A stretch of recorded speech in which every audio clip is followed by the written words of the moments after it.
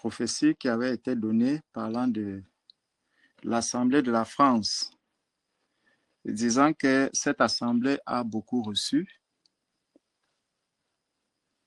Et nous voyons aujourd'hui les fruits qui sont en train de... qui commencent, les produits qui commencent, les fruits qui commencent à se présenter. Et nous ne pouvons que rendre gloire à notre Seigneur. Le Seigneur, par ses différents témoignages, je prends par exemple celui de la sœur Janice, et ce qui a été dit par la sœur Merveille, nous montre vraiment la continuité un peu de l'exhortation ou l'encouragement qui nous avait aussi été fait mercredi soir pour ceux qui étaient là, et qui montrait que le Seigneur veille sur nous. Et notre frère Yannick avait rappelé ce verset qui dit que l'ange de l'Éternel campe autour de ceux qui le craignent. Et donc le Seigneur révèle les situations qui arrivent, les situations qui se passent dans nos vies, dans nos familles, auprès de nos enfants, auprès de nos frères et de nos sœurs. Et là, tout ce que le Seigneur attend, c'est la disposition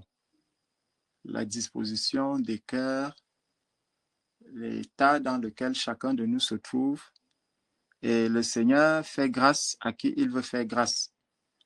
Donc, il ne faudrait pas que si quelqu'un déjà ne reçoit pas ces messages ou ces songes ou ces révélations, puisse se sentir peut-être délaissé ou oublié par le Seigneur. Non. Le Seigneur fait grâce à qui il veut faire grâce. Et ma soeur ou mon frère peut recevoir un songe. Mais le songe que notre bien-aimé reçoit peut être le fruit de la prière que toi tu as élevée en secret.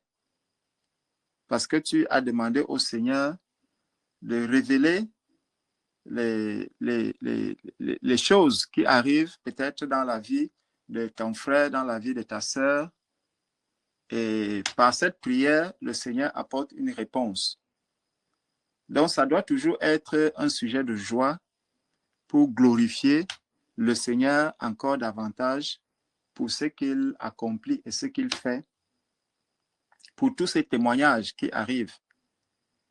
Et mercredi, justement, nous parlions de la gloire que nous devons rendre au Seigneur par rapport à tous les événements qui arrivent dans nos vies.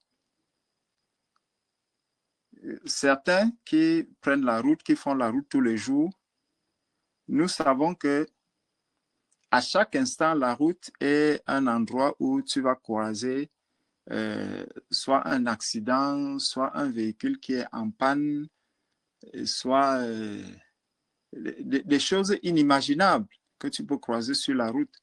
Un pneu qui a éclaté ou autre. Mais le Seigneur nous préserve. Le Seigneur nous préserve, il nous garde et il nous montre qu'à chaque instant, il est véritablement là avec nous. Il est avec ses enfants. Parce que lui-même avait fait la promesse que je ne vous délaisserai point, je ne vous abandonnerai point. Donc, il veille sur sa parole et il est prompt vraiment à réagir, comme tu as dit tout à l'heure, mon frère. Le Seigneur est prompt à réagir lorsque les situations difficiles sont au-devant de nous. Mais tout en sachant que le Seigneur veut notre collaboration, donc il nous amène vraiment à rester à ses pieds, à demeurer à ses côtés pour que vraiment cette sa puissance puisse davantage se manifester. Le Seigneur avait dit que si les hommes ne veulent pas l'adorer, même il peut susciter des pierres pour que ces pierres-là l'adorent. Alors, c'est une grâce et c'est un privilège pour nous de savoir que nous pouvons rentrer dans la présence du Seigneur et le Seigneur nous utilise. S'il peut utiliser des pierres et faire des choses glorieuses, à combien plus forte raison utiliseras-tu, utilisera-t-il un vase qui est à son image? Imaginons ce que le Seigneur veut faire, ce que le Seigneur envisage de faire, comment le Seigneur veut se glorifier. Donc, si nous pouvons regarder un peu dans le livre de Nahum, alors un peu dans le livre de Nahum, Nahum au chapitre 1,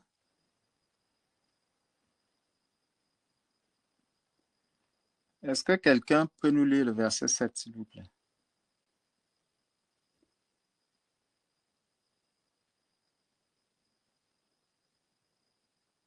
Je lis la parole. Nahum 1, verset 7. La Bible déclare, l'Éternel est bon, il est un refuge autour de la détresse. Il connaît ceux qui se confient en lui. Amen. Il dit, l'Éternel est bon. L'Éternel est bon. Qui de nous ici peut dire que l'Éternel n'est pas bon pour lui?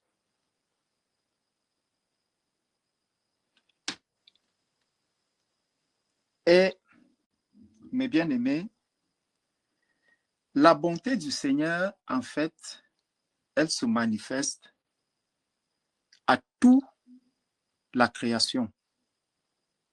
À toute la création, l'Éternel manifeste sa bonté. Que ce soit aux oiseaux, que ce soit aux animaux de toute espèce, que ce soit même à la verdure, l'Éternel est bon, que ce soit vis-à-vis des païens.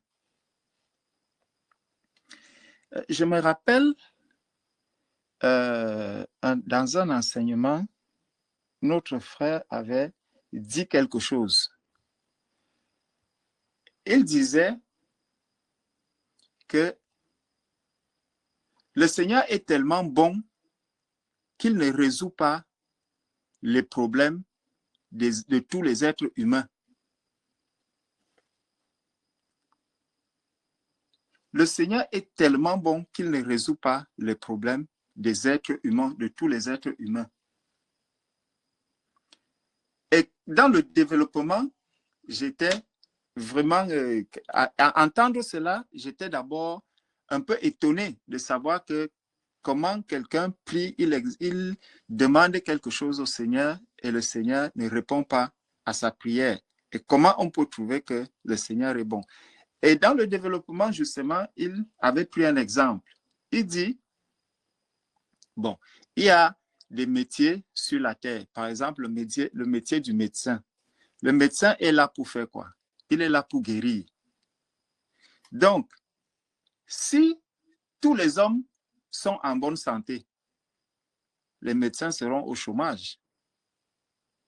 Donc, lorsque nous prions et que, Seigneur, que les affaires de Maman Jenny prospèrent, que Maman Jenny puisse prospérer, ça veut dire qu'en fait, nous sommes en train de demander que, Seigneur, permet qu'il y ait plus de malades cardiaques, qu'il y ait plus de personnes qui ont des maladies de cœur, et que ces malades puissent se tourner vers elles et qu'elles trouvent de quoi manger à la fin du mois. Donc, si des bien-aimés font des prières en disant, oh Seigneur, permets que, par exemple, les affaires de mon frère ou de ma soeur puissent prospérer. Dans cette prospérité, il y a énormément de métiers qui vont demander à ce que toi, peut-être, tu t'appauvrisses pour que celui-là puisse manger. Donc, chacun va véritablement trouver sa place. Chacun va trouver sa place dans le monde. Et c'est ça qui fait la perfection du monde. Si nous commençons à prier pour que tout le monde trouve du travail, les gens qui travaillent, par exemple, à Pôle emploi ou à France Travail, n'auront plus de travail parce qu'il n'y aura plus de chômeurs. Donc, on va fermer France Travail. Nos sœurs et nos frères qui travaillent donc là-bas seront mis au chômage. Et ça sera encore des sujets de prière. Donc ça déjà, rien que ça, même les personnes qui roulent par exemple, qui sont sur les routes, vous voyez des véhicules qui tombent en panne. Lorsqu'un véhicule tombe en panne, il faut bien que le garagiste mange. Et c'est le garagiste va manger, va se nourrir de quoi? Il va se nourrir du fait que les véhicules tombent en panne. Donc, tout ça rentre dans le bon fonctionnement, en fait, de ce monde dans lequel nous sommes. Tout ça montre et révèle la perfection de notre Seigneur, la perfection de notre Dieu. Ça révèle combien est-ce que notre Dieu est bon. Et seulement par ces petits exemples, nous comprenons que, en fait, la plainte que nous pouvons avoir, le murmure que nous pouvons avoir, parce que nous sommes dans une situation difficile, révèle simplement que nous ne connaissons pas encore le Dieu que nous servons. Nous pouvons être dans des situations difficiles. En fait, c'est parce que Dieu est en train de répondre à la prière de quelqu'un qui est aussi là et qui demande, qui s'attend au Seigneur. Peut-être celui-là a aussi attendu des années et des années.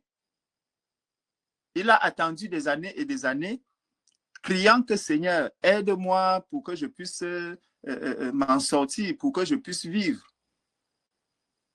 Les pharmaciens, ils vendent quoi? Ils vendent des médicaments. Donc, si la puissance du Seigneur se déploie et que tout le monde peut guérir par le nom de Jésus, même les pharmaciens n'auront plus de boulot. Donc, le Seigneur est bon. C'est ce que nous venons de lire ici dans le livre de Naoum. Il dit que l'Éternel est bon. Il est un refuge au jour de la détresse. Il est un refuge au jour de la détresse. Donc, lorsque nous sommes en train de crier, lorsque nous sommes en train dans la tourmente, dans des situations difficiles, le seul endroit où nous devons aller nous cacher, c'est auprès du Seigneur. C'est auprès du Seigneur. C'est le seul endroit. Il dit, il est un refuge au jour de la détresse. Donc, le vrai refuge, en fait, c'est auprès du Seigneur. Le vrai refuge, c'est auprès du Seigneur. Pourquoi le vrai refuge, c'est auprès du Seigneur? Parce que le Seigneur connaît la meilleure solution pour ta situation de détresse. Le Seigneur connaît la meilleure solution pour ta situation de détresse. Le Seigneur connaît la personne qui doit utiliser pour résoudre le problème de ta détresse. Il connaît la posologie qu'il faut pour ta situation de détresse. Il connaît tout ce qui doivent intervenir pour ta situation de détresse. Voilà pourquoi, dans une situation de détresse, avant de se tourner vers qui que ce soit, il faut trouver refuge auprès du Seigneur. Il faut chercher le refuge auprès du Seigneur. Et lorsqu'on cherche le refuge auprès du Seigneur, le Seigneur va maintenant déployer son amour, sa puissance, son autorité sur toutes les personnes qui doivent intervenir pour venir au secours à la personne en détresse. Le vrai refuge, c'est auprès de l'Éternel. Ce n'est pas auprès d'un frère, ce n'est pas auprès d'une sœur. Le vrai refuge, c'est auprès de l'Éternel. C'est auprès de l'Éternel que se trouve le refuge. Parce que si nous cherchons le refuge au temps de la détresse auprès de X ou de Y, nous pouvons nous tromper de personnes. Nous pouvons nous tromper des personnes qui viendront à notre secours. Mais lorsque l'on se tourne vers le Seigneur dirige la personne qu'il faut vers vous pour régler le problème, pour régler la situation. Voilà pourquoi nous devons être des hommes et des femmes de prière, des hommes et des femmes qui cherchent la face du Seigneur, qui cherchent à s'approcher du Seigneur, qui cherchent à connaître notre Seigneur. Et dit donc, il connaît ceux qui se confient en lui. Il connaît ceux qui se confient en lui. Le Seigneur connaît ceux qui se confient en lui. Le Seigneur connaît ceux qui rentrent dans son intimité. Le Seigneur connaît ceux qui le cherchent. Ceux qui le cherchent, pas seulement lorsqu'il y a de la détresse, pas seulement pour se plaindre, pas seulement pour demander, mais le Seigneur connaît ceux qui se confient en lui. Ceux qui s'abandonnent à lui. Le Seigneur connaît ceux qui viennent à lui, pas pour chercher quoi que ce soit, mais parce qu'il l'aime.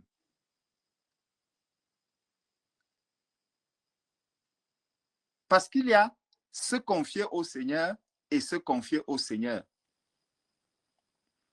Lorsque nous prenons un peu les cas de l'exemple dans un couple. Lorsque le mari se confie à son épouse, ce n'est pas seulement pour dans une situation où il demande quelque chose, mais cette confidence, elle se fait à tout moment, elle se fait en tout temps, elle se fait en tout lieu. La confidence, le Seigneur connaît ceux qui se confient en lui. Le Seigneur connaît ceux qui s'abandonnent à lui. Le Seigneur connaît ceux qui le cherchent, ceux qui ont réellement besoin de lui. Le Seigneur les connaît. Et malheureusement, quand nous lisons un peu dans le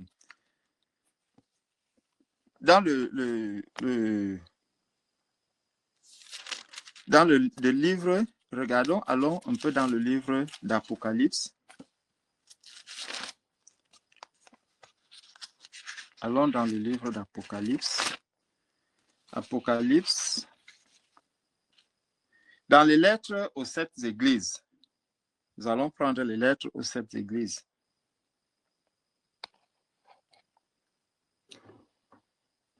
En effet, lorsque nous regardons les différentes églises, nous voyons l'église dans laquelle nous sommes aujourd'hui, l'église de la fin. Nous voyons l'église de la fin, l'église de Laodicée. Et ça m'amène à réfléchir sur le songe de notre frère Yannick.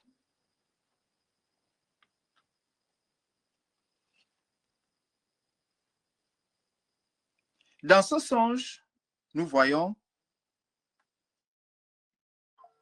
un conducteur. Le frère parle d'un conducteur.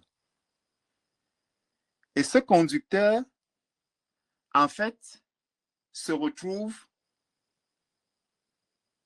dans un mélange. Il est dans un mélange et avec lui se trouvent d'autres personnes. Bon. Quand je vois, je comprends ce songe, en fait, ça peut être un conducteur de ce ministère, mais ça peut aussi être en fait la religion. La religion, ceux qui dirigent la religion, ceux qui conduisent la religion. Parce que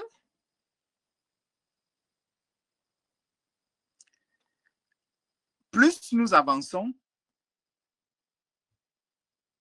plus les ténèbres s'épaississent, plus le combat devient grand et plus la séduction aussi est énorme. Alors, qu'est-ce que l'on va chercher? On va commencer à chercher justement les hommes. On va commencer à chercher les hommes. On va commencer à chercher certaines choses, en fait, dont on n'a pas forcément besoin.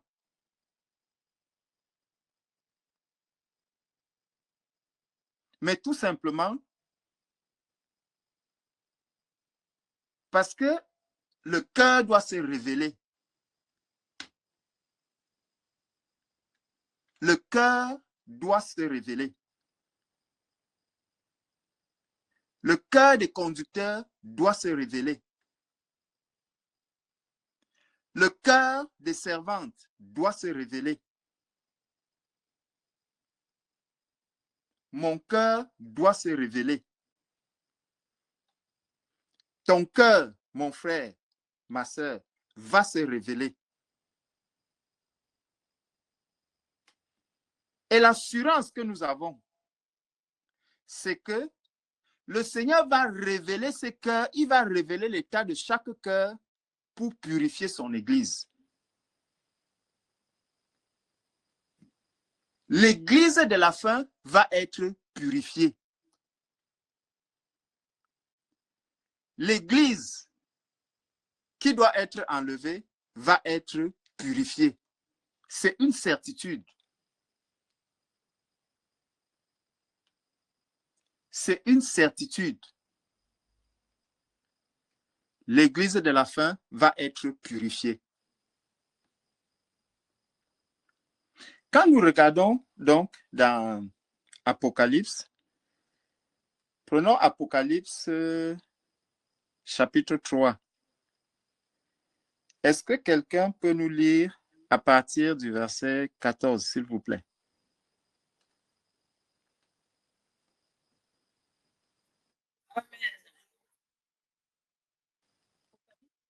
À partir du verset 14, je lis. Écrit à l'ange de l'église de Laodicée. Voici ce que dit l'Amen, le témoin fidèle et véritable, le commencement de la création de Dieu. Je connais tes œuvres. Je sais que tu n'es ni froid ni bouillant. Puisses-tu être froid ou bouillant? Ainsi, parce que tu es tiède et que tu n'es ni froid ni bouillant, je te vomirai de ma bouche. Parce que tu dis, je suis riche, je me suis enrichi et je n'ai besoin de rien, et parce que tu ne sais pas que tu es malheureux, misérable, pauvre, aveugle et nu. Je te conseille d'acheter de moi de l'or éprouvé par le feu, afin que tu deviennes riche et des vêtements blancs, afin que tu sois vêtu et que la honte de ta nudité ne paraisse pas. Et un collier pour oindre tes yeux, afin que tu vois. Moi, je reprends et je châtie tout ce que j'aime. Aie donc du zèle et répands-toi. Voici, je me tiens à la porte et je frappe. Si quelqu'un entend ma voix et ouvre la porte, j'entrerai chez lui, je souperai avec lui et lui avec moi. Celui qui vaincra, je le ferai asseoir avec moi sur mon trône, comme moi j'ai vaincu et me suis assis avec mon Père sur son trône. Que celui qui a des oreilles entende ce que l'Esprit dit aux églises. Amen. Et que le Seigneur te bénisse abondamment pour la lecture de sa sainte parole. Donc, la parole de Dieu vient nous dire, écrit à l'ange de l'église de Laodicée, voici ce que dit l'Amen, donc la fin. Voici ce que dit la fin. Il est le commencement, il est la fin. Et il se définit à cette église de la fin comme étant celui qui vient effectivement à la fin. Celui qui vient effectivement à la fin. Et ce Dieu qui vient à la fin vient parler à l'église de la fin. Ce Dieu qui vient à la fin vient parler à l'église de la fin, à l'église de la fin également, et lui dit, attention. Il dit à cette église-là, attention, parce que j'ai porté mon regard sur toi. Et le regard que je porte sur toi n'est pas très bon. Il est très différent du regard que j'ai porté sur les autres églises.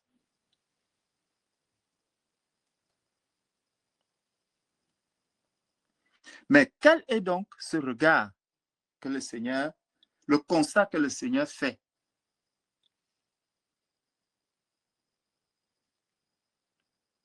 Lorsque nous regardons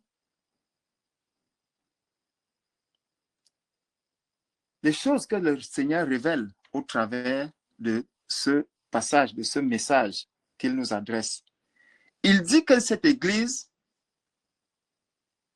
se fait des éloges. Cette église se fait des éloges. J'ai réussi à ceci, je suis le plus puissant, je suis le plus grand dans la prédication, je suis le plus fort dans telle chose. Ah, moi, quand je me manifeste, quand je suis là, on sent la présence de Dieu. Quand je suis ceci, le Seigneur dit, attention aux éloges. Cette église se fait tellement d'éloges. C'est elle-même qui se fait des éloges. Au point de dire, moi, je n'ai besoin de rien.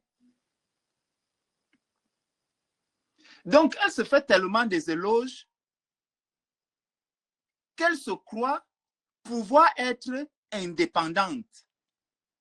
Qu'elle se croit pouvoir n'avoir besoin de personne, de pouvoir marcher comme, comment on peut dire cela, un électron libre.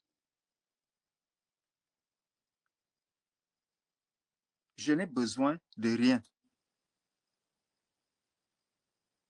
Les frères peuvent dire, ah, moi je n'ai pas besoin d'eux. Je suis déjà tellement puissant. Je n'ai pas besoin des autres frères. Mes frères, nous avons besoin des uns des autres.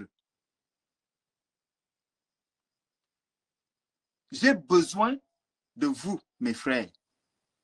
J'ai besoin de vous, mes sœurs. C'est pour ça que le Seigneur nous a mis ensemble.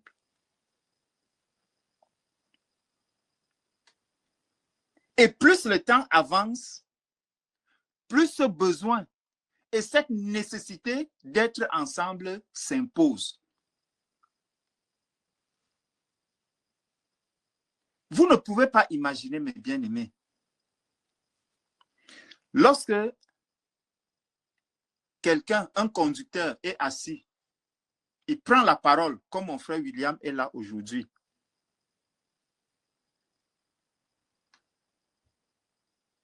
Il demande, est-ce qu'il y a un témoignage? Est-ce qu'il y a une question? Est-ce qu'il y a un songe, une vision? Et que personne ne parle. Vous ne savez pas combien est-ce que cela est pesant sur ce conducteur.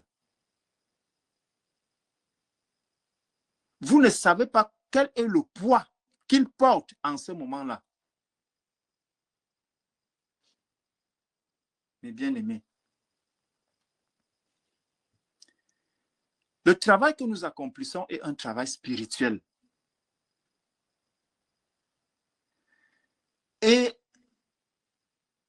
Dans l'assemblée également doit marcher par l'esprit. Et la communion dans laquelle nous nous trouvons, ce n'est pas un rassemblement pour simplement se regarder les uns les autres.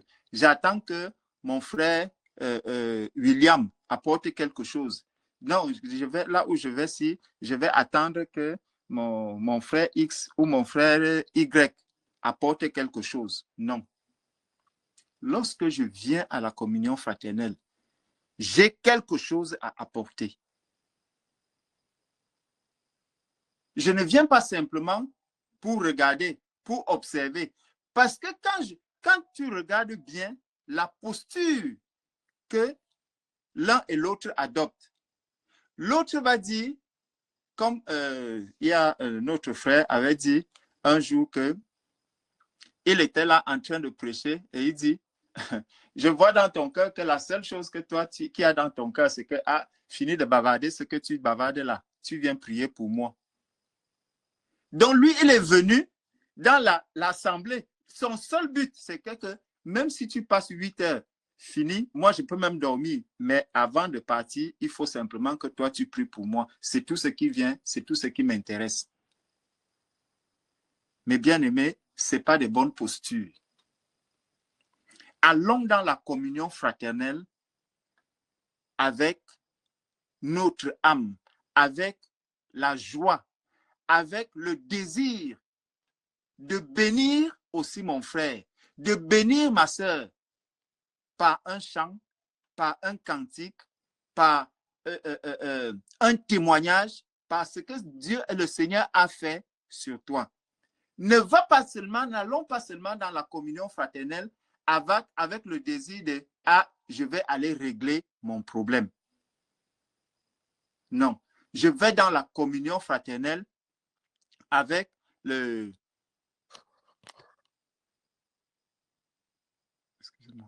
Je vais dans la communion fraternelle avec le désir aussi de donner, de partager, de distribuer. Parce que chacun de nous a quelque chose à distribuer, chacun de nous a quelque chose à donner. Ça, c'était une parenthèse. Je reviens donc à notre passage où l'Église commence à se faire des éloges. Et chacun va chercher à se faire justement des éloges. Chacun va chercher à parler comme un peu les disciples parlaient avec Jésus en posant la question, qui est le plus grand? Qui est le plus grand? Qui sait plus faire telle ou telle chose? La question est simple. Ce que je peux faire aujourd'hui, qui m'accorde la grâce de le faire? Est-ce que je le fais de mon propre chef? Est-ce que je le fais parce que je suis tellement capable? Non. Le Seigneur m'a fait grâce. Le Seigneur aussi t'a fait grâce. Le Seigneur a fait grâce à chacun de ses enfants. Et cette grâce qu'il a donnée aux uns et aux autres, c'est justement pour que l'Église puisse être édifiée. C'est pour que l'Église puisse être aller de perfectionnement en perfectionnement. C'est parce que le Seigneur veut perfectionner son Église. Donc, ne te fais pas des éloges, mais laisse le Seigneur faire des éloges. Nous nous souvenons de Job, à qui le Seigneur avait bien fait des éloges. As-tu vu mon serviteur Job? Et il fait ces éloges-là devant Satan. Donc, plutôt que de nous faire nous-mêmes des éloges, parce qu'en cherchant à nous faire des éloges, justement, cela peut nous amener à chercher cela peut nous pousser à la compromission. Cela peut nous amener à la séduction, à être séduit. Nous avons tout ce dont nous avons besoin dans ce ministère. Nous sommes dans un ministère où le jeûne est une prescription médicale. Ça nous a été prescrit. Et nous voyons que dans ce moment que le Seigneur nous accorde, il y a une grâce qui se déploie aussi dans les vies des uns et des autres. La seule chose, disposons-nous à vivre puissamment et complètement cette grâce.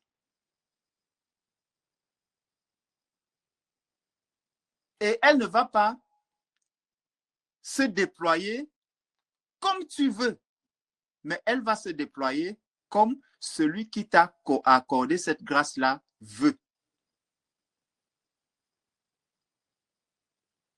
Elle ne va pas se déployer comme toi tu veux, mais comme Dieu veut.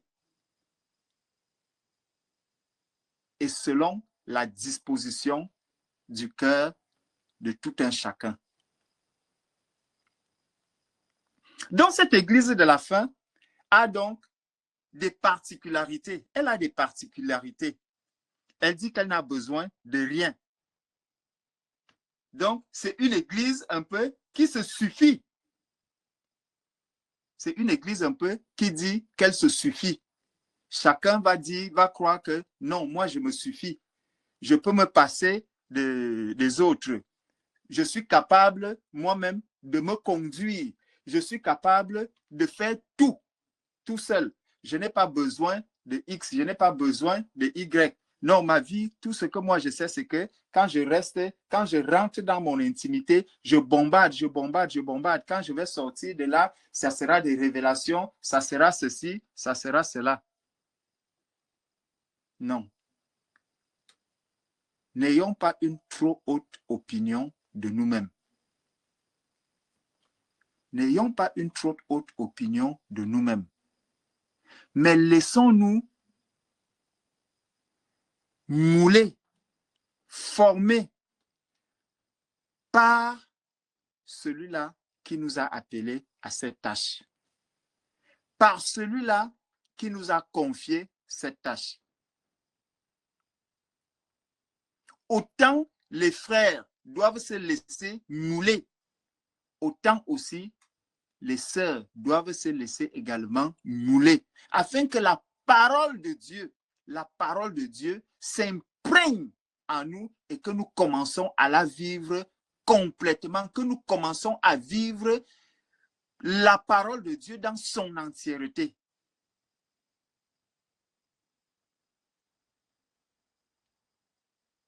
C'est pour ça que dans le songe de notre frère, on voit des personnes qui ont honte de la façon dont elles sont habillées.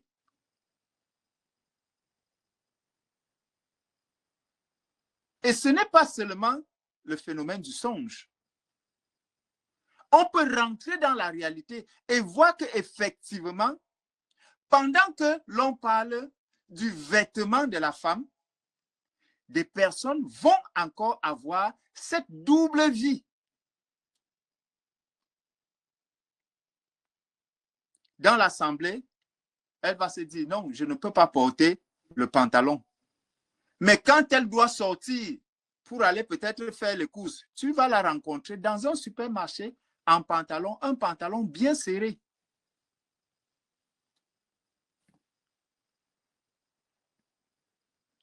Quand elle sera dans l'assemblée, ça sera une grande robe, une robe bien évasée, une robe bien large. Mais lorsqu'elle sera dehors, ça sera une robe sexy, une robe qui est au-dessus des genoux, une robe bien moulante qui montre toutes les formes.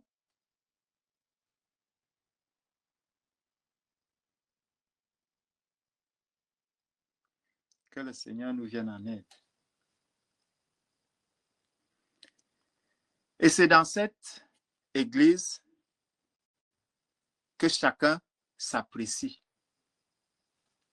Chacun se fait une appréciation. L'église de la fin, c'est cette église qui estime qu'elle est riche. Elle estime qu'elle est suffisante. Elle se fait elle-même des appréciations. Elle s'apprécie. Elle se présente d'une certaine manière. Donc, elle se fait elle-même des compliments.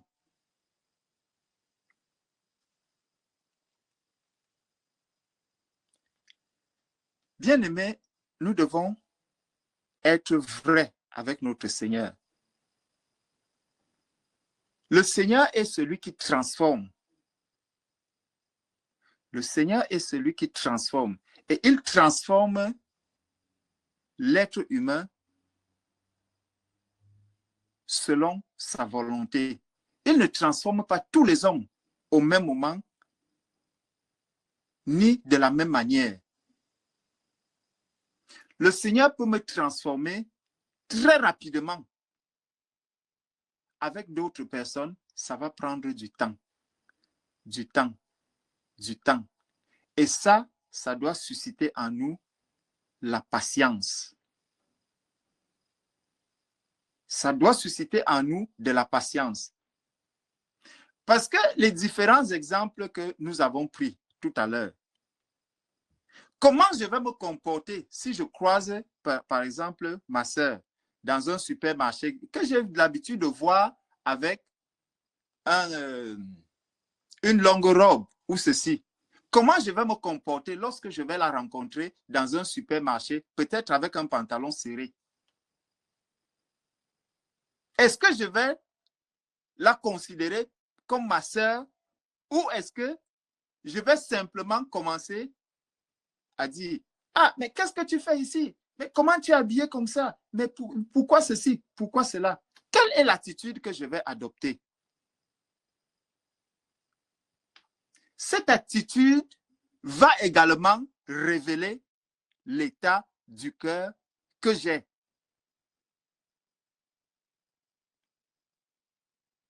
Et la suite que je ferai même de cela va aussi révéler l'état du cœur que j'ai.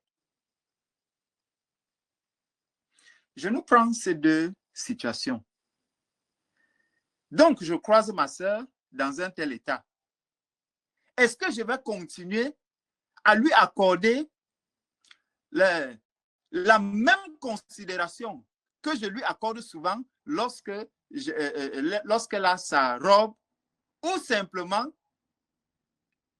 je vais tomber dans une posture où je me dirais, waouh, elle est encore à ce point, elle est ceci, elle est cela, tomber dans des jugements, tomber dans une posture où j'essaye de la rabaisser ou de faire ceci, ou alors je vais aller saluer ma sœur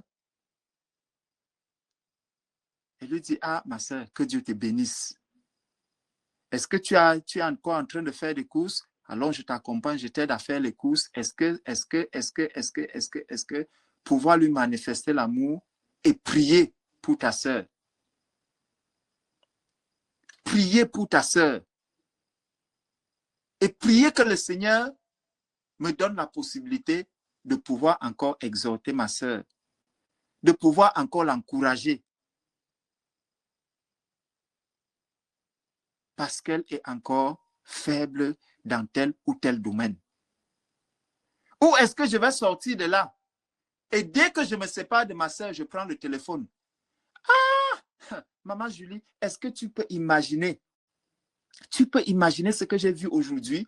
Je t'assure que j'ai vu maman telle dans un serré, dans un pantalon. Waouh, les chrétiens sont forts. Les chrétiens sont forts. Tu ne peux pas imaginer, ma sœur. Je ne pouvais pas imaginer. Oui, tu ne pouvais pas imaginer. Tu as vu. Ce n'est plus de l'imagination. Tu as vu. Tu as vu que nous sommes encore faibles. Tu as vu que nous sommes encore incapables de faire parfaitement la volonté de Dieu. Tu l'as vu. Tu n'as pas imaginé. C'est une réalité. Mais qu'est-ce que tu en fais?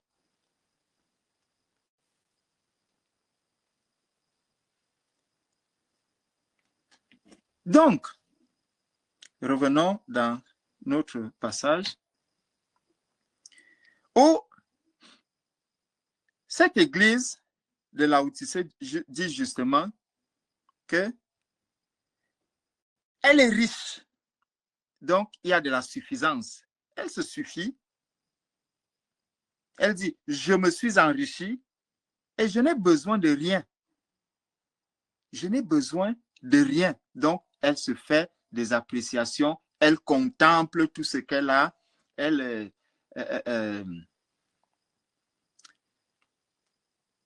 regarde et dit, waouh. Mais pourtant, quand tu regardes les autres églises, ces églises-là, elles ont d'autres défauts, mais elles ne s'apprécient pas. Elles ne se tournent pas vers elles-mêmes pour regarder, waouh, je suis quand même bien formé, hein? Je suis quand même très beau. Il faut que mes formes continuent d'apparaître. Il faut que ceci continue d'apparaître. Non, il faut davantage que vraiment je puisse présenter quand même la beauté que je suis. Il faut que je puisse davantage faire ceci. Donc, elle se tourne tellement vers elle-même.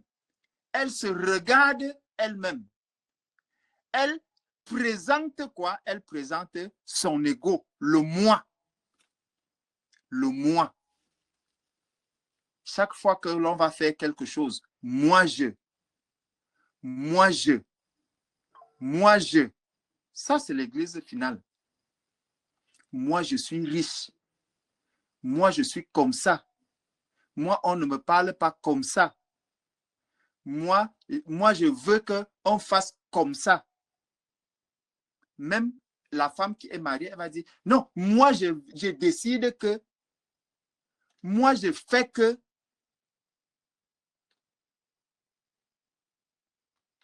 Pourtant, on est sous l'autorité du mari. Le moi est tellement fort. L'appréciation qu'on se fait de soi-même est tellement fort. Et le Seigneur dit, au travers de toutes ces choses, que vous m'avez mis dehors. Le Seigneur dit au travers de tous ces comportements que vous m'avez mis dehors. Parce que nous cherchons des grandes révélations, parce que nous cherchons telle ou telle chose, parce que l'ego est tellement élevé, parce que l'appréciation qu'on fait de soi-même est tellement élevée, parce que l'on veut tellement être vu plus que tout.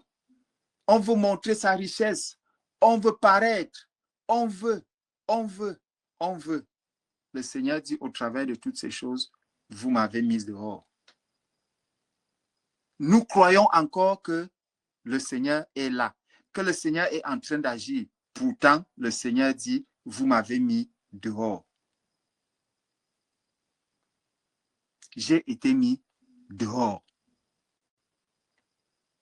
Au travers de ce comportement que tu as, mon frère, ma soeur, tu es en train de dire, Seigneur, dehors.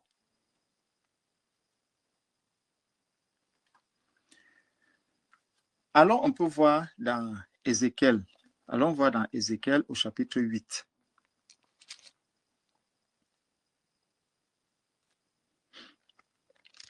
Ézéchiel chapitre 8. Si quelqu'un peut nous lire. Est-ce que la lecture sera trop longue?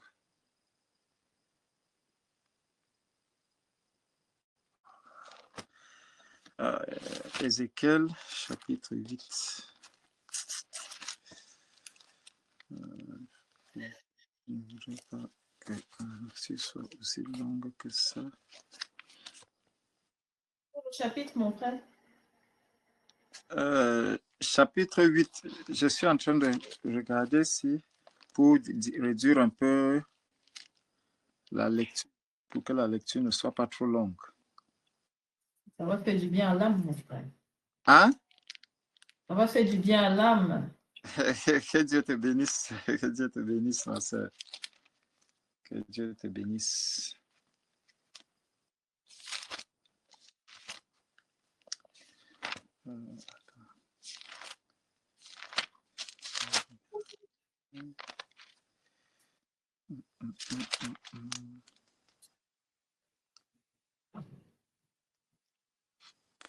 Bon.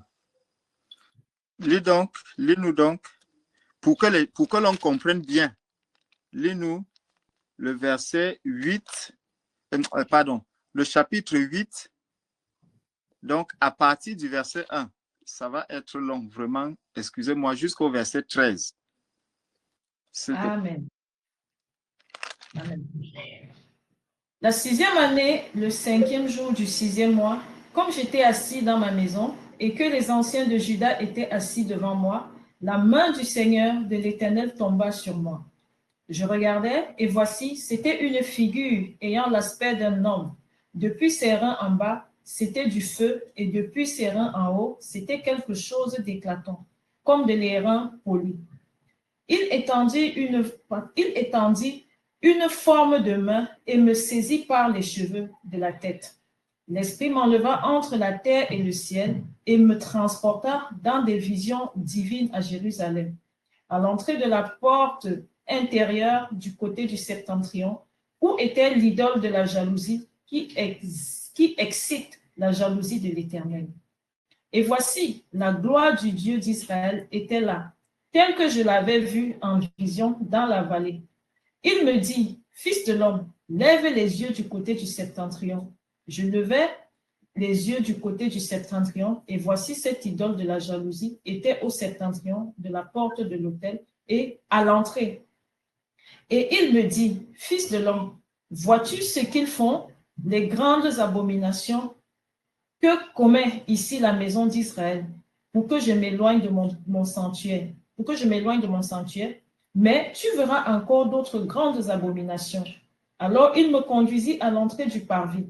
Je regardais et voici, il y avait un trou dans le mur. Et il me dit, fils de l'homme, perce la muraille. Je perçai la muraille et voici, il y avait une porte. Et il me dit, entre et vois les méchantes abominations qu'ils commettent ici. J'entrais et je regardais, et voici, il y avait toutes sortes de figures de reptiles et de bêtes abominables, et toutes les idoles de la maison d'Israël, peintes sur la muraille tout autour. 70, soit un instant.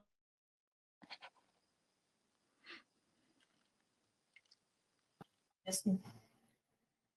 70 hommes des anciens de la maison d'Israël, au milieu desquels était Jaazania, fils de Shaphan, se tenaient devant ces idoles, chacun l'encensoir à la main, et il s'élevait une épaisse nuée d'encens. Et il me dit, fils de l'homme, vois-tu ce que font dans les ténèbres les anciens de la maison d'Israël, chacun dans sa chambre pleine de figures? Car ils disent, l'Éternel ne nous voit pas, l'Éternel a abandonné le pays, et il me dit, tu verras encore d'autres grandes abominations qu'ils commettent. Amen. Amen. Que nous ensemble donc, lorsque nous lisons de tels messages que le Seigneur adresse à son Église, cette Église qui est appelée à être enlevée, sans tache, ni ride, ni rien de semblable, mais qui nous est présentée dans Apocalypse 3 que nous avons lu et que nous n'avons pas encore terminé, comme cette Église qui, au lieu de chercher l'appréciation du Seigneur, commence à s'apprécier elle-même. Au lieu de chercher la lumière du Seigneur, se fait elle-même sa propre lumière. Au lieu de s'identifier au Seigneur, commence à s'identifier aux hommes. Elle commence à s'identifier comme mon frère William, je ne sais pas si c'est lui qui disait encore cela tout à l'heure, se comparer soit à un frère, soit à une sœur.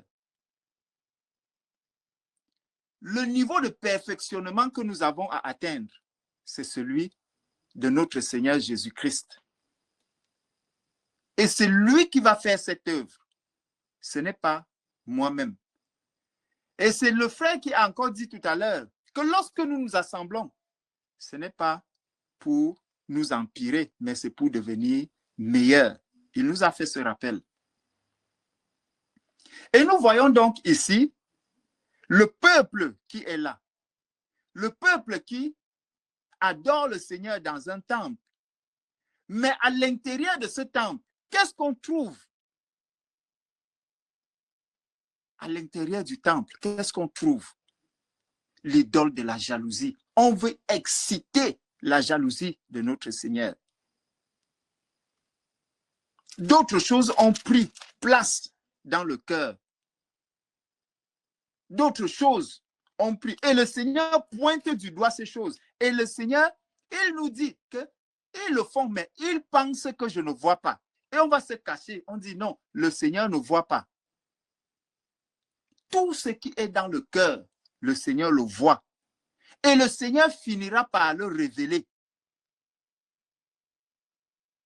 Parce que c'est dans des visions ici que le Seigneur vient montrer des choses qui sont cachées, que les hommes n'arrivent pas à voir. Le Seigneur par des visions, il montre, il dit, regarde, regarde, regardez ce qui est en train de se passer. Autant il révèle quand quelqu'un est en difficulté, un bien-aimé est en difficulté. Quand un bien-aimé passe par des moments qui sont difficiles, autant le Seigneur le révèle, autant aussi le Seigneur révèle les choses abominables qui se font dans le secret.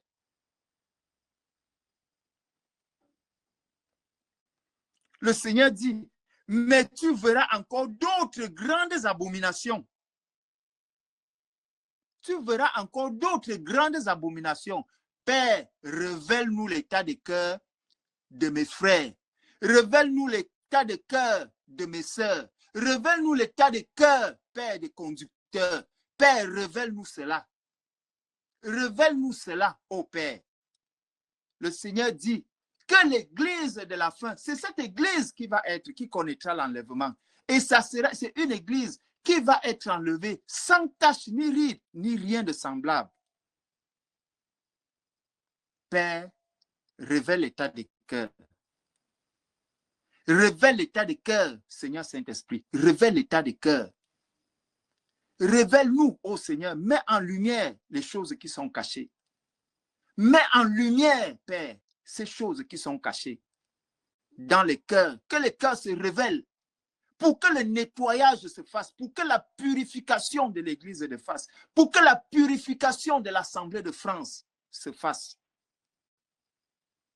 Que l'Assemblée de France soit nettoyée, que le nettoyage se fasse. Père, révèle.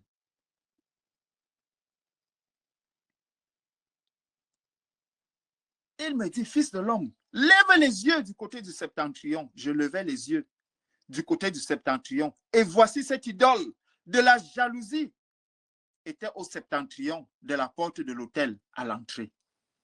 L'idole de la jalousie. L'idole des comparaisons.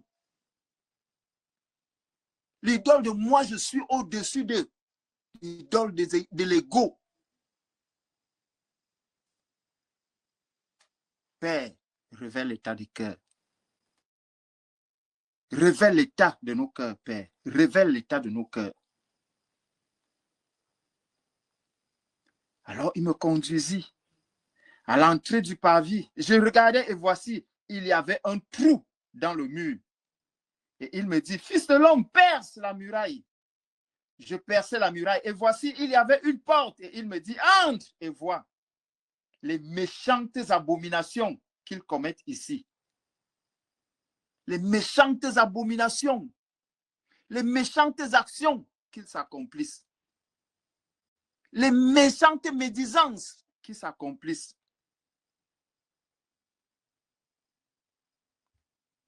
Seigneur, viens au secours de ton Église. Viens au secours de ton Église. Viens au secours de ton Église, Père. Viens au secours de ton Église. Seigneur.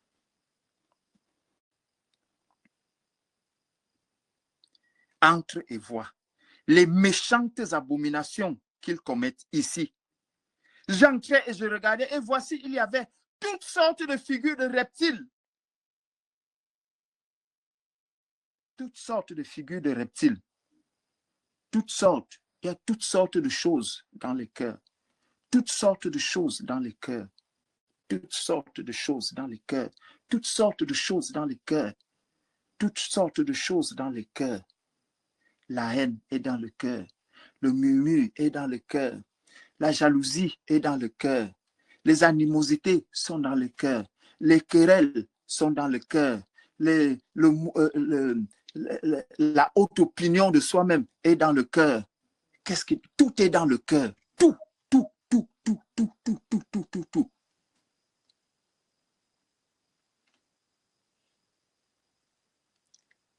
Et l'environnement dans lequel nous nous trouvons aujourd'hui, l'environnement spirituel dans lequel nous baignons aujourd'hui n'est pas propice à toutes ces choses, mes bien-aimés.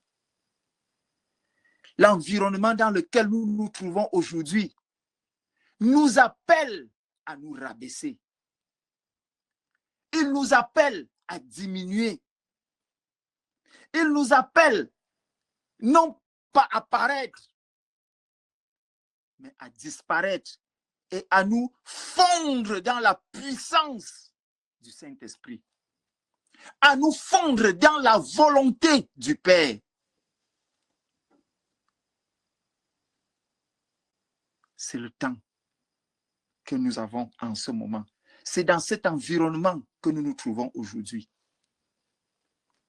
Regardons le monde, comment il se porte. Qu'est-ce que tu dis de toutes ces choses qui se passent? Quand nous voyons comment la vie devient de plus en plus difficile, est-ce que nous pensons que nous sommes encore au début ou à la fin de notre pèlerinage? Qu'est-ce que tu penses? Est-ce que nous pensons simplement que c'est une situation temporelle où les choses vont s'empirer jusqu'à ce que notre Seigneur vienne sortir son Église? Et si tel est le cas, comment je peux encore laisser mon cœur avec autant d'abominations, avec autant de choses qui ne sont pas à la gloire du Père? Comment je peux considérer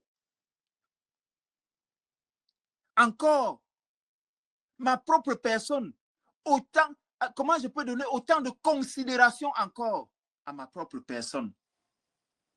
Comment je peux considérer autant ma personne, mon ministère, moi je.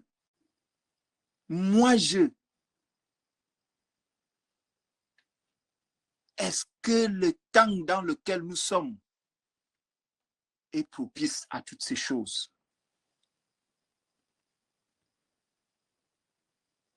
Ou je dois faire profil bas? Je dois regarder ce qui se passe autour de moi comme étant un cri qui me pousse encore à plus d'humilité, à plus de sanctification, à plus d'abandon au Seigneur.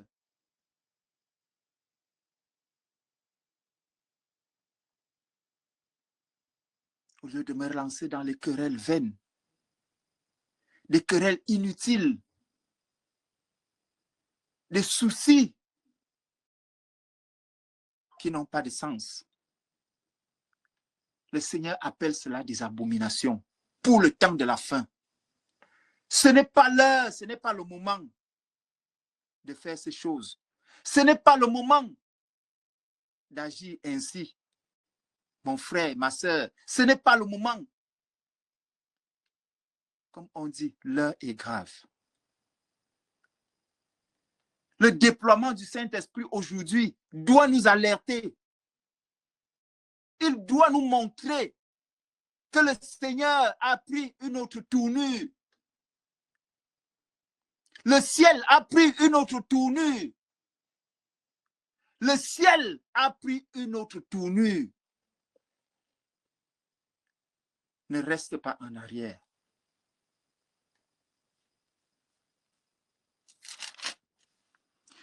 Et le Seigneur continue en disant, le verset 12, et il me dit, fils de l'homme, vois-tu ce que font dans les ténèbres les anciens de la maison d'Israël, chacun dans sa chambre, plein de figures, car ils disent, l'Éternel ne nous voit pas. Faux! Tout ce qui se fait en secret passera à la lumière. Le Seigneur révélera. Il révélera, Père révèle. Révèle tout ce qui se passe en secret, tout ce qui se dit en secret, tout ce qui se murmure en secret. Père, mets-le à la lumière. Afin que l'Église de la France soit purifiée. Que l'Assemblée soit purifiée. Que l'Assemblée soit nettoyée.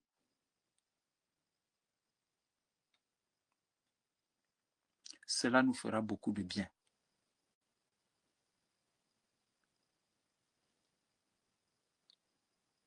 Et le Seigneur, lorsqu'il dit à son serviteur,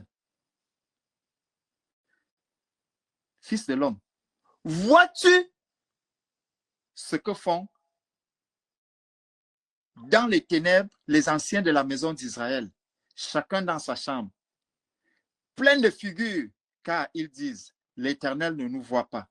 L'Éternel a abandonné le pays et il me dit, tu verras encore d'autres grandes abominations qu'ils commettent. Bien-aimé, le Seigneur, par ces mots, est en train de dire, nous avons besoin du discernement. Il y a beaucoup de choses qui se passent au-devant de nous, mais nous ne discernons pas. L'Église de la fin a besoin du discernement. Nous avons besoin du discernement. Nous devons discerner les choses qui se passent. Nous devons discerner pour voir ce qui se passe réellement.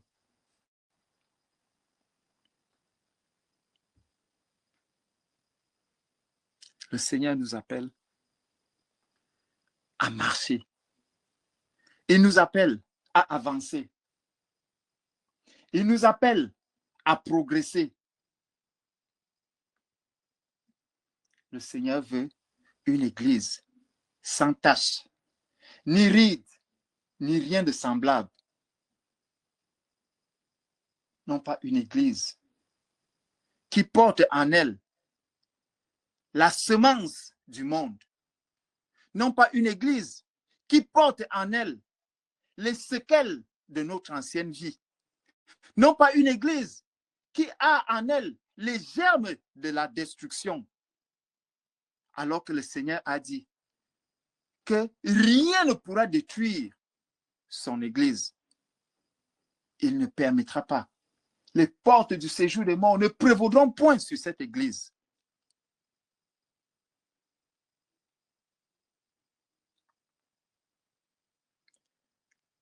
Le Seigneur ne nous a pas laissés seuls, comme on avait partagé mercredi. Le Seigneur ne nous a pas laissés seuls. Il a laissé, il met à notre disposition des anges qui sont là pour veiller, pour garder, pour protéger. Et le travail que ces anges ont fait hier, ce travail se fait encore aujourd'hui. Et ce travail sera encore plus puissant dans l'Église de la fin. Le Seigneur a révélé, a montré les prémices au début de l'Église avec l'histoire de Saphira et Ananias. Le Seigneur avait montré les prémices.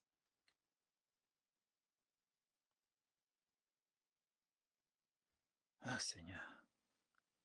il y a une prophétie, non, ce n'est pas une prophétie, c'est un songe qui avait été publié. Et dans ce songe, justement, il apparaissait des choses similaires, des choses graves qui pouvaient se passer dans l'Église. Les anges de la fin qui sont à l'œuvre en ce moment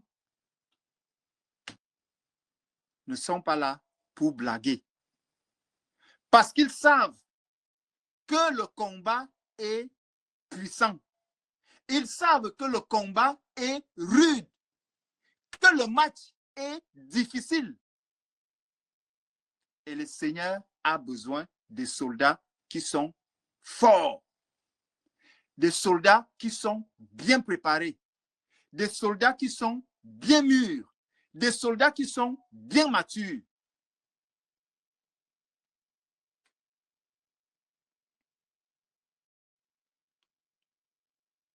Dans une armée, personne ne peut combattre seul. Le combat est celui de toute une équipe. C'est en équipe, c'est en bataillon que l'on va combattre. C'est en bataillon qu'on va combattre. Donc, le Seigneur nous appelle à faire attention. Le Seigneur nous appelle à faire attention. Attention pour que je ne vive pas comme ceux qui n'ont pas d'espérance. Attention que je ne vive pas comme quelqu'un qui n'a pas connu la vérité. Parce que lorsque nous avons connu la vérité, le Seigneur a son regard sur nous. Il a son regard sur toi, mon frère. Il a son regard sur toi, ma sœur. Et il déploie son armée. Il déploie son armée pour veiller. Veiller à ce que ce qui t'a été donné, que cela puisse être préservé, que cela puisse être gardé, que cela puisse être protégé.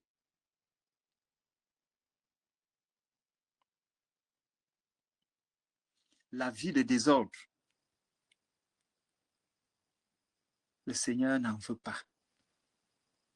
La vie de désordre, le Seigneur n'en veut pas. Saphira et Ananias ont voulu vivre dans le désordre. Ils ont voulu vivre une vie qui était contraire à ce que le Seigneur avait implanté et qui devait se manifester. Le Seigneur a agi. Il a apporté la correction. C'était dans l'Église. Et le travail que ces anges ont fait par le passé, ce même travail ne s'est pas arrêté. Ces anges ne sont pas entrés dans le chômage. Le travail de ces anges ne s'est pas arrêté. Il a continué. Et il continue encore aujourd'hui. Et il sera encore plus puissant parce que l'Église doit être purifiée. Parce que le nom du Seigneur Jésus doit être glorifié. Parce que le nom du Seigneur Jésus doit être élevé. Le nom du Seigneur Jésus doit être célébré. Donc l'Église de Laodicée, qui vient donc et qui se fait des éloges, qui se fait des compliments elle-même, n'attendant pas le compliment ou l'appréciation du Seigneur. Et lorsque le Seigneur apporte donc son appréciation, Maman Paul, s'il te plaît, est-ce que tu peux encore nous lire à partir du verset 17, Apocalypse 3, verset 17 à 18, s'il te plaît.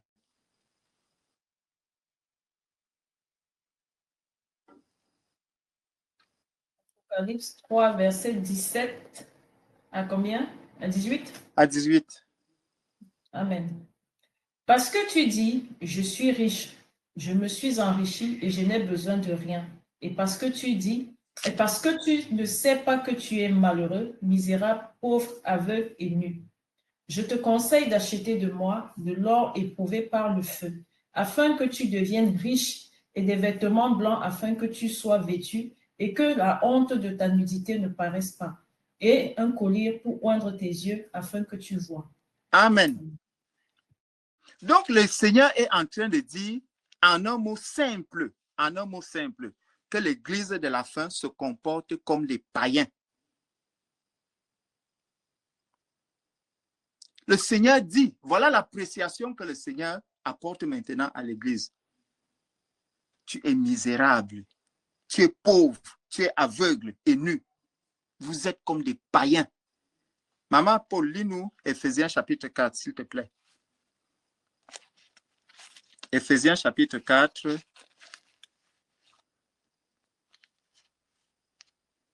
À partir du verset 17 au verset 18.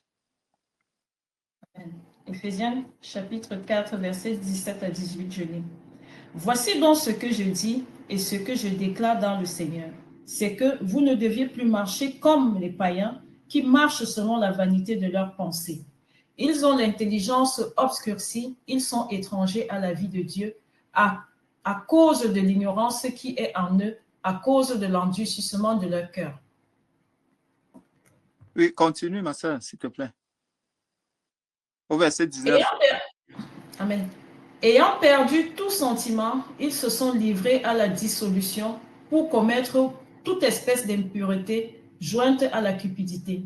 Mais vous, ce n'est pas ainsi que vous avez appris Christ. Si du moins vous l'avez entendu, et si, conformément à la vérité qui est en Jésus, c'est en lui que vous avez été instruits, à vous dépouiller. Amen, amen, amen, amen, amen, amen, amen. Donc, le Seigneur vient nous dire quoi? Il nous dit que nous ne devons plus marcher selon la vanité de nos pensées.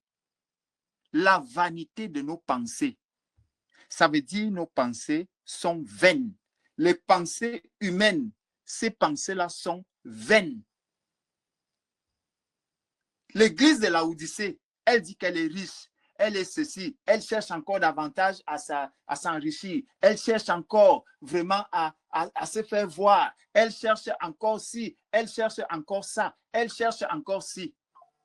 Mon bien-aimé, l'église n'a besoin que de chercher Jésus-Christ.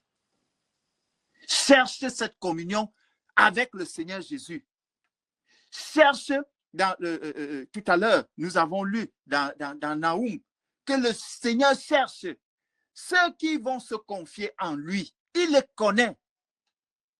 Il connaît ceux qui se confient en lui. Ceux qui sont véritablement engagés avec lui, il les connaît. Et il les utilise comme des vases. Il les utilise comme des vases. Il les utilise pour sa gloire.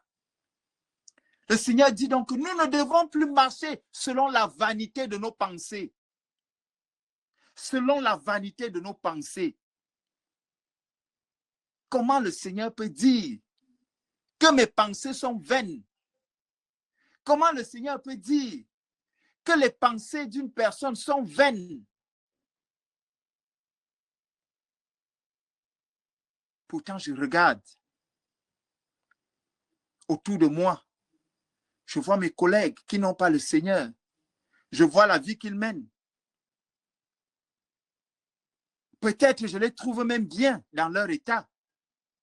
J'ai de la considération pour eux. J'ai de la considération pour ce qu'ils sont, pour ce qu'ils sont devenus, pour leurs projets. Le Seigneur dit que c'est des pensées vaines. Leur vie n'est que vanité. Leur vie n'est rien d'autre que vanité. Parce que cela n'est pas à la gloire de notre Seigneur Jésus-Christ. Cela n'est que vanité. Et le Seigneur nous dit que nous ne devons plus marcher de la sorte, comme les païens.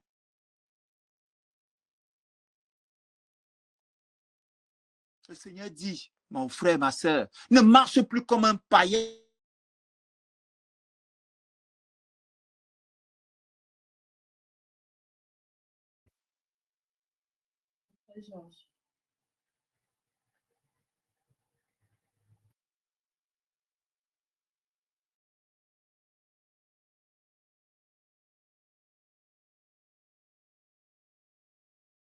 Mon frère, on t'entend plus. Hein? Je crois qu'on t'a perdu là. Amen, amen. Donc, notre bien-aimé revient. Merci, Père. Merci, Seigneur. Allô, allô? Oui, oui, on te reçoit, mon frère. On te reçoit. Continue seulement.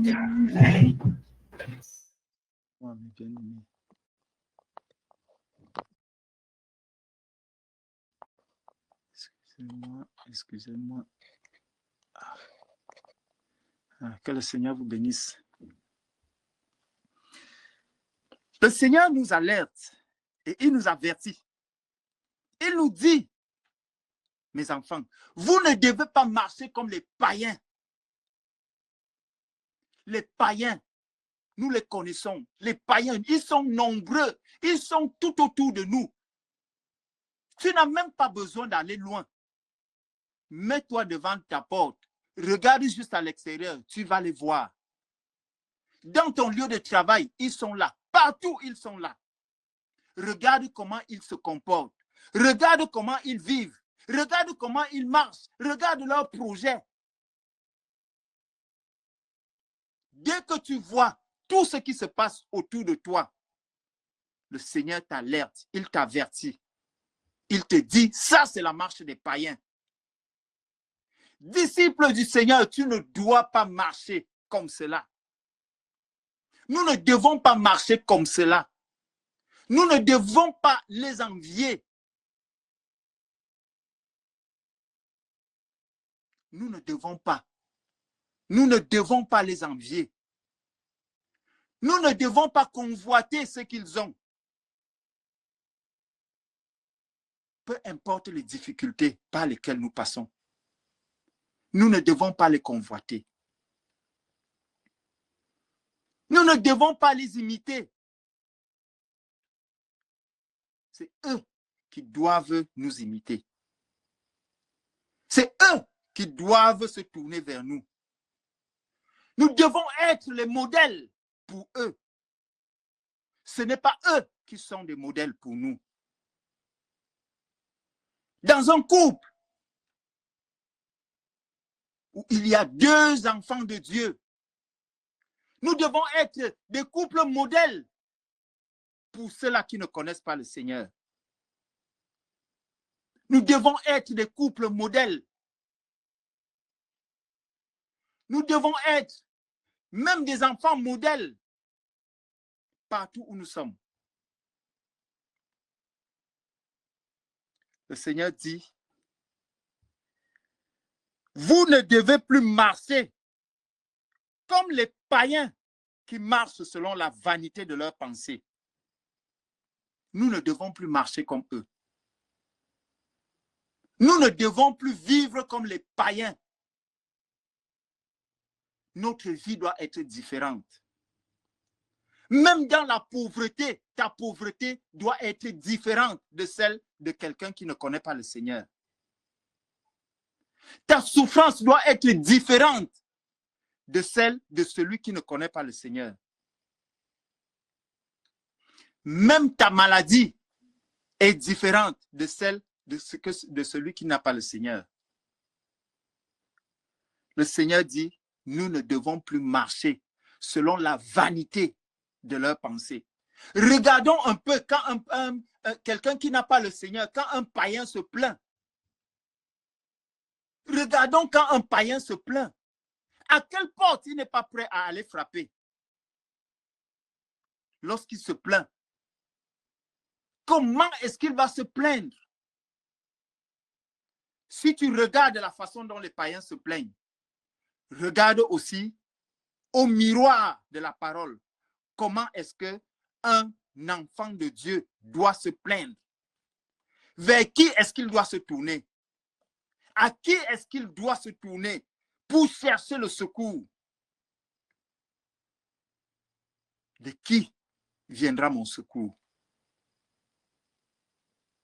Comment est-ce que je vais me plaindre? Vous ne devez pas marcher, plus marcher. Il dit plus. Ça veut dire, s'il dit plus ici, ça veut dire que hier, je marchais comme ça. Si je le faisais hier, mon frère, ma soeur, le moment est venu pour que cela s'arrête et que je passe à autre chose. Le moment est venu. Le temps de la fin, l'église de la fin ne doit plus marcher comme cela.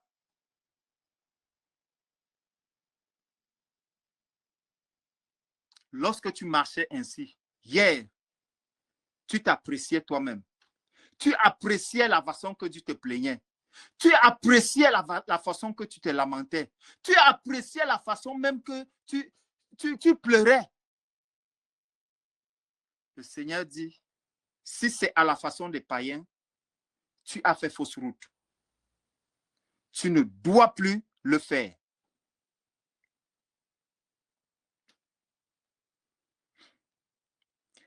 Le Seigneur dit, qu'est-ce qui va donc caractériser ces païens? C'est qu'ils ont l'intelligence obscurcie.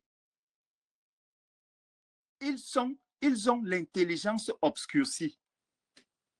Or, voilà pourquoi le Seigneur est venu pour renouveler notre intelligence. Le Seigneur est venu renouveler notre intelligence. Mais bien aimé, je ne sais pas si vous avez souvent vécu cela. Quand tu te retrouves, je prends l'exemple dans un environnement où les gens n'ont pas encore connu certaines choses. Tu arrives d'où nous venons, où vraiment pour parcourir 30 km, tu peux faire 4 heures, 3 heures. Et tu dis aux personnes que vraiment cette situation n'est pas normale. Cette situation n'est pas normale. On va plutôt trouver en toi quelqu'un qui a un raisonnement qui n'est pas normal. C'est plutôt ton raisonnement qui n'est pas normal. Et pour finir, on va te dire que non, c'est parce que toi, tu n'es plus ici. Parce que toi, tu ne vis plus ici. C'est les choses de là-bas que tu nous apportes. Pourtant, le simple fait que la route soit bien, ce n'est pas la personne qui est de l'autre côté ou ailleurs qui traverse cette route. C'est pénible pour toi-même qui es sur place. Mais les yeux sont fermés, on est aveuglé, l'intelligence est obscurcie au point où même la souffrance dans laquelle on se trouve, on ne la voit pas. Comme le Seigneur a dit à l'église de Laodicée, elle trouve qu'elle est riche, elle est ceci, mais l'appréciation du Seigneur, le regard du Seigneur, c'est que cette église-là est misérable. Cette église-là, elle est nue. Cette église-là, elle a besoin du Seigneur parce qu'elle est aveugle. Elle est nue. Elle s'est donné un vêtement qui n'est pas celui du Seigneur. Le Seigneur doit la vêtir. Le Seigneur doit l'habiller. Mais elle a une autre idée de ce qu'elle est. Elle se fait une autre idée d'elle-même. Elle se donne une autre appréciation. Donc le Seigneur dit qu'ils ont l'intelligence obscurcie. Ils sont étrangers à la vie de Dieu. Quand le Seigneur dit à l'Église qu'elle est misérable, elle est ceci, elle se comporte comme des païens. Et c'est ce que le Seigneur vient révéler ici. Il nous montre, il nous décrit, il nous fait la description de qui sont les païens. C'est les païens, c'est des gens qui sont étrangers à la vie de Dieu. Mais nous lisons la parole de Dieu tous les jours. Que le Seigneur te bénisse encore, mon frère Gaël, pour la lecture de la parole, de tout le Nouveau Testament. Tout le Nouveau Testament. En décembre, nous l'aurons achevé. Je nous encourage, mes bien-aimés, à lire la parole de Dieu pour que nous ne soyons pas étrangers à la vie de Dieu. Nous devons lire la parole. Nous devons lire la parole de Dieu pour ne pas être étrangers à la vie de Dieu, mais pour connaître quelle est la volonté de Dieu. Ce n'est pas seulement par des songes que je connaîtrai la volonté de Dieu. Non, la volonté de Dieu est écrite là, noir sur blanc. Nous devons lire la parole de Dieu. Nous devons méditer la parole de Dieu pour ne pas être étrangers à la vie de Dieu. Pour ne pas être comme les païens.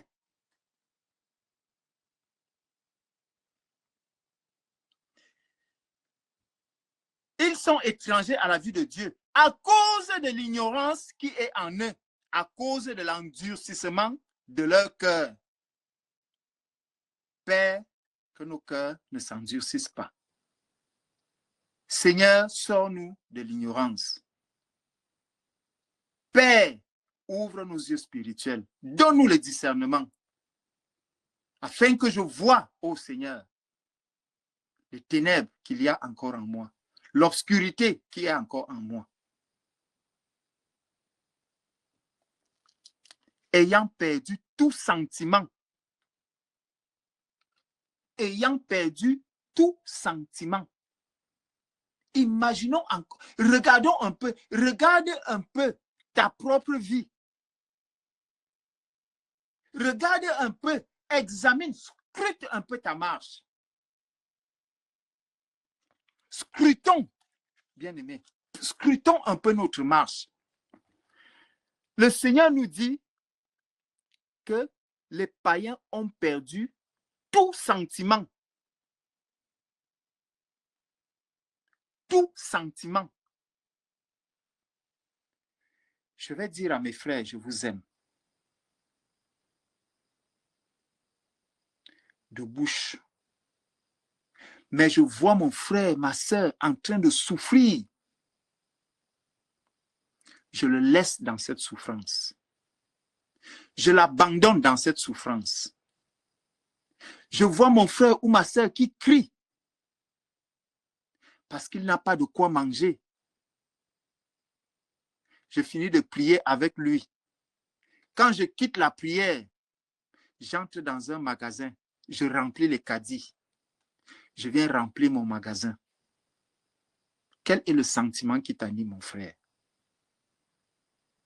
Quel est le sentiment qui t'anime, ma soeur?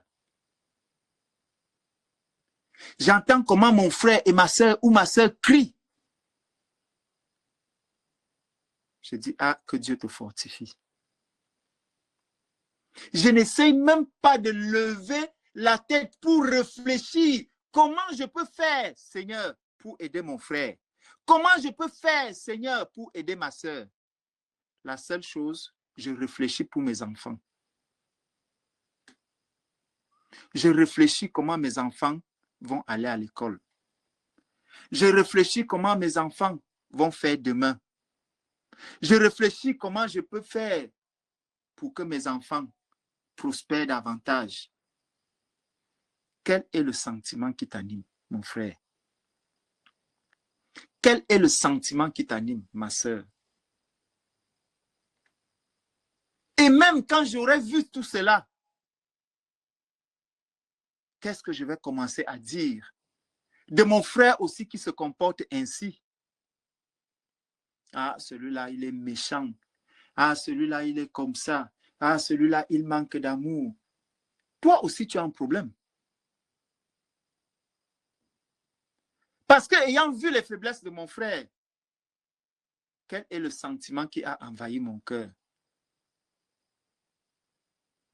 Est-ce le sentiment de la compassion vis-à-vis de lui?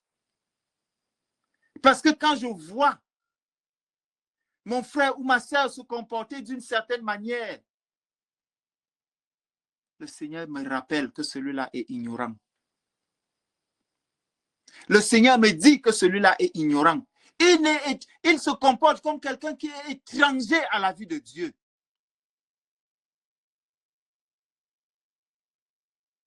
Plutôt que de le calomnier, je dois prier pour lui. Je dois prier pour lui. Je dois intercéder pour lui. Mon cœur ne doit pas être envahi par ma souffrance, par mes difficultés, au point où je ne regarderai que mes difficultés, je ne regarderai que mes souffrances, je ne regarderai que mes maladies, je ne regarderai que mes incapacités. Et je vois aussi mes frères et mes sœurs dans la misère sentimentale. Ils ont peut-être des biens, ils sont peut-être riches, ils ont peut-être ce dont j'ai besoin, mais sentimentalement, ils sont misérables.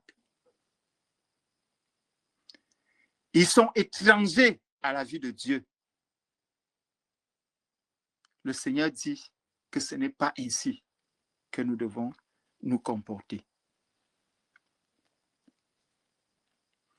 Il dit, ayant perdu tout sentiment, ils se sont livrés à la dissolution pour commettre toute espèce d'impureté jointe à la cupidité. La cupidité. Je veux seulement avoir. Je veux seulement amasser. Je veux seulement garder. Ah, on dit que les temps difficiles arrivent. Il faut que j'achète les sacs de riz. Je porte 20 sacs de riz. Je mets dans mon magasin. J'achète 10 cartons de sardines. Je mets dans mon magasin. J'achète 30 bidons d'huile. Je mets dans mon magasin. J'achète ceci. Je mets dans mon magasin. J'arrive chez mon frère. Il n'a même pas de quoi manger. Ah, je me prépare pour les temps difficiles. Que le Seigneur nous bénisse. Mais vous, ce n'est pas ainsi que vous avez appris Christ. Si du moins vous l'avez entendu, et si conformément à la vérité qui est en Jésus-Christ, c'est en lui que vous avez été instruits à vous dépouiller, eu égard de votre vie passée, du vieil homme qui se corrompt par les convoitises trompeuses, à être renouvelé dans l'esprit de votre intelligence et revêtir l'homme nouveau, créé selon Dieu dans une justice et une sainteté que produit la vérité. Nous avons besoin d'être renouvelés dans notre intelligence.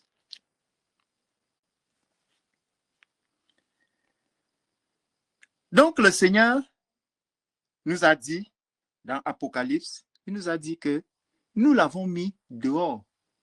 Et il est dehors, il continue de frapper à cause de toutes ces abominations qui se passent. À cause de toutes ces abominations, il dit, j'ai été mis dehors. Parce que notre Dieu, notre Seigneur, notre Sauveur, le Saint-Esprit, ne se mélange pas avec toutes ces abominations, avec toutes ces idoles qui sont dans notre cœur. L'idole de la nourriture, l'idole de la cupidité, l'idole du mensonge, l'idole de toutes sortes de choses impossibles, inimaginables. Le Seigneur n'est pas dans le mélange. Nous l'avons donc mis dehors. Et il vient. Il dit, je me tiens à la porte. Je me tiens à la porte et je frappe. Si quelqu'un entend ma voix, si quelqu'un entend ma voix, si quelqu'un entend ma voix, si quelqu'un entend ma voix, Si quelqu'un, si seulement quelqu'un pouvait entendre la voix du Seigneur aujourd'hui pour que son intelligence soit renouvelée. Si seulement quelqu'un pouvait entendre la voix du Seigneur aujourd'hui pour que le sentiment qui est en lui aujourd'hui puisse être renouvelé. Si seulement quelqu'un pouvait entendre la voix du Seigneur pour changer. Si seulement quelqu'un pouvait entendre la voix du Seigneur pour changer de vie, pour changer de comportement, pour changer d'attitude, pour changer, pour ne plus se regarder comme étant supérieur aux autres, pour ne plus se regarder comme ayant reçu quelque chose de supra. Pourquoi il a travaillé pour avoir et comprendre que ce n'est que par grâce. Si seulement quelqu'un pouvait comprendre la voix du Saint-Esprit, si seulement quelqu'un pouvait comprendre, le Seigneur dit, je me tiens à la porte et je frappe. Je me tiens à la porte et je frappe. Si quelqu'un entend ma voix et ouvre, j'entrerai chez lui et je souperai avec lui. Quelle grâce! Quelle grâce! Quelle grâce! Si j'ouvre la porte, le Père dit qu'il est prêt à s'installer. Il est prêt à s'installer. Il est prêt à se manifester. Il est prêt. Il est prêt. Le Saint-Esprit est prêt. Le Père est prêt. Le Père est prêt. Il est là. Il est prêt. Il est prêt. Il dit, j'entrerai. J'entrerai chez toi. J'entrerai chez toi. Je souperai avec toi. Et toi avec moi. J'entrerai. J'entrerai. J'entrerai. J'entrerai. Oui, le Père veut entrer. Oui, le Saint-Esprit veut agir. Oui, le Saint-Esprit veut faire son œuvre. Oui, le Père veut agir. Le Père veut agir. Le Père veut agir. Le Père veut agir. Le Père veut agir. Le Père veut agir. Le Père, il veut agir. Il veut agir. Il dit, celui qui vaincra, je le ferai asseoir avec moi sur mon trône. Bien-aimé, tu dois vaincre tes faiblesses. Tu dois vaincre ces faiblesses. Tu dois vaincre ces faiblesses. Ces faiblesses que le Seigneur révèle. Ces faiblesses que le Seigneur révèle en toi maintenant. Tu dois les vaincre. Tu dois les vaincre parce que tu as reçu l'autorité pour les vaincre. Ces murs qui se dressent.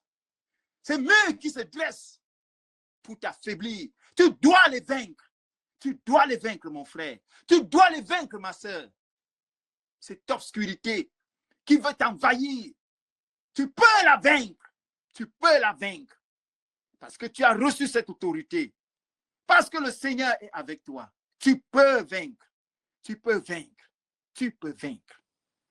Tu peux vaincre. Nous sommes un royaume de vainqueurs. Nous sommes un royaume de vainqueurs. Nous sommes un royaume de vainqueurs. Nous sommes un royaume de vainqueurs. Que tous les obstacles soient ôtés au nom de Jésus-Christ de Nazareth. Tous les obstacles à la manifestation de la vie de Dieu. Amen. Tous les obstacles. Amen. À la manifestation de la vie de Dieu en nous. Que ces obstacles soient ôtés au nom de Jésus-Christ de Nazareth. Au nom de Jésus-Christ de Nazareth. Que tout obstacle dans la vie de mon frère, tout obstacle dans la vie de ma soeur, pour manifester la vie de Dieu, que cet obstacle soit ôté au nom de Jésus-Christ de Nazareth. Au nom de Jésus-Christ. Que tout obstacle dans ta vie, au nom de Jésus-Christ de Nazareth.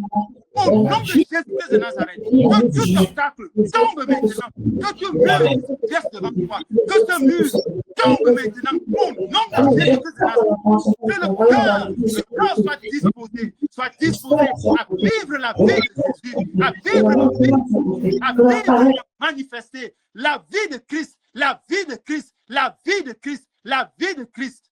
Père, nous sommes à toi, Seigneur. ton église est là. L'église que tu veux bâtir, Père, cette église est devant toi. Cette église est prosternée devant toi, Père. Cette église est devant toi, Père. Tu prends possession, Seigneur. Tu veux prendre possession de cette église.